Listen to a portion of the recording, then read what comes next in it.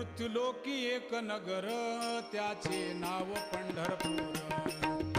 येथील मोकाशी उभा विटेवर पुंडलिक भक्तराज शोभे चंद्रभागा तीर.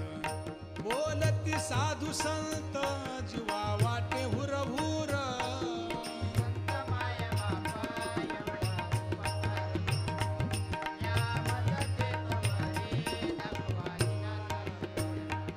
मज नाही हात पाय डोळा पडली झांपड. कर्ण हे बधीर झाले वाचा बोले बोबड.